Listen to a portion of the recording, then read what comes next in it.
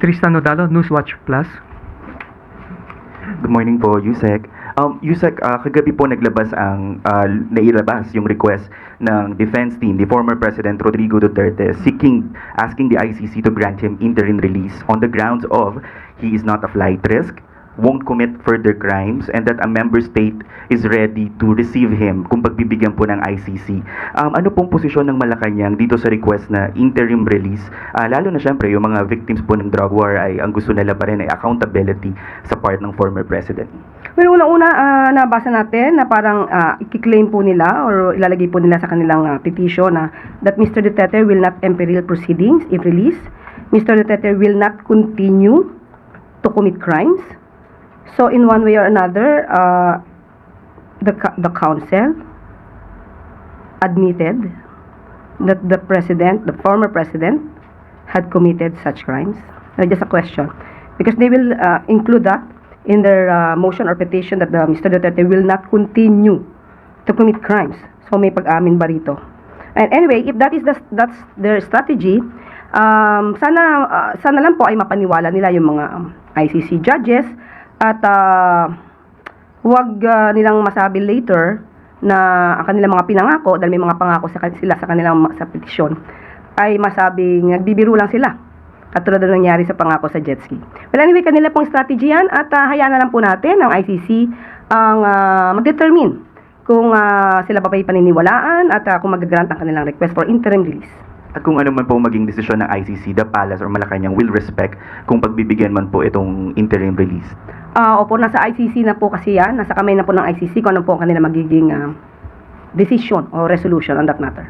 Last question na lang po. Related pa rin po sa ICC, but this time coming from Vice President Sara Duterte during a meeting with the OFWs in Kuala Lumpur. Ang sabi niya po, kasama niya rin kasi si Senator Amy Marcos. Sabi niya, dinadala niya raw doon si Senator Amy kahit saan kasi hindi ako ang magbabalik kay dating Pangulong Duterte sa Pilipinas dahil ang kapatid mo, referring to President Bongbong Marcos, ang nagpadala sa kanya sa The Hague. Ikaw ang magbalik sa kanya. So, how does Malacanang respond to this statement, especially with former Duterte now, President Duterte now seeking interim release? At saka yung message nga po sa mga OFW na si Pangulong Marcos daw yung nagpadala sa Hague. Ito ba yung yung binanggit niya na hostage niya, Yes. si Senator Amy Marcos?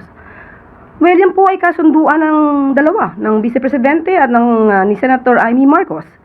Ang Pangulo ay hindi at walang partisipasyon sa kanila naging kasunduan.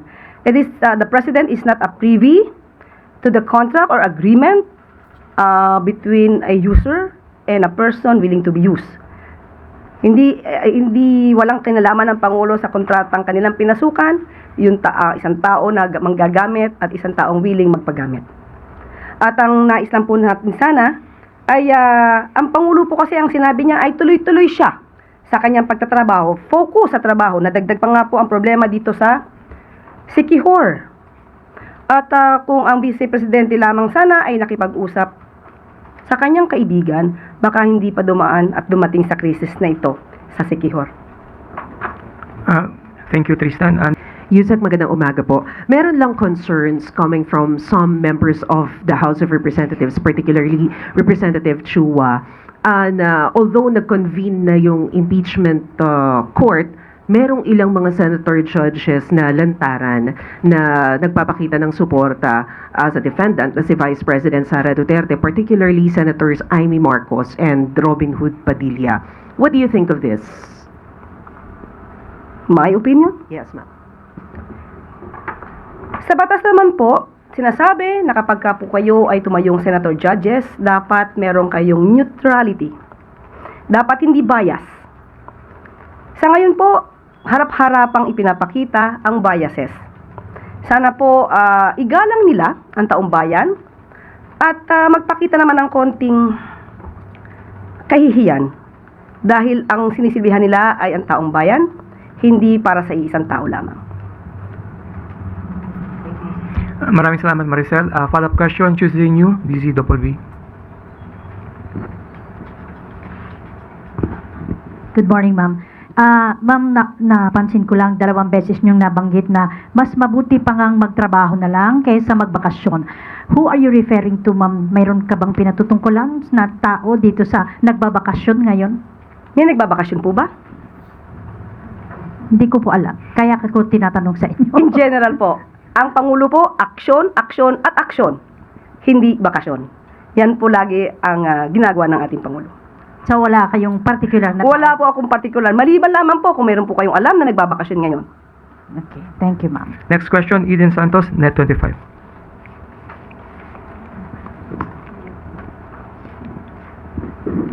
Good morning po, Yusek. May we know po kung meron na pong bagong set or tranche ng mga nag-courtesy resignation po na tinanggap na ng Pangulo or tinanggihan? Wala pa po tayong update sa ngayon. Regarding po doon sa sinabi ng Pangulo na nasa baba na or nasa mga Yusek na yung focus po nung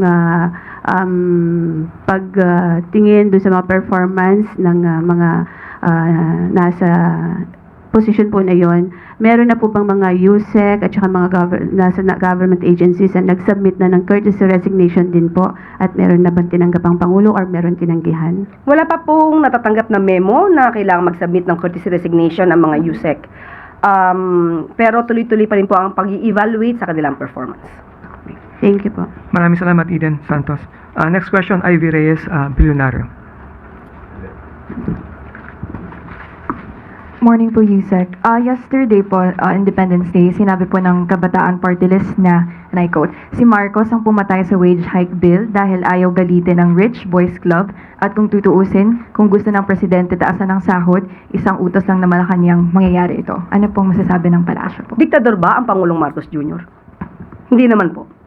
Hayaan na lang po muna natin ang usapin na yan sa Kongreso at ang Pangulo naman po ay hindi tutol sa increase sa wage hike dahil ito po naman ay makakabuti sa mga manggagawa. Pero sa ngayon po, meron po tayong current process at tatandaan niyo po, taon-taon naman po ay inaaral po ito ng Regional Tripartite Wages and Productivity Board at sa bawat rehiyon, sa bawat lugar ay nagkakaroon po ng increase ng mga sweldo o sahod ang ating mga kababayan.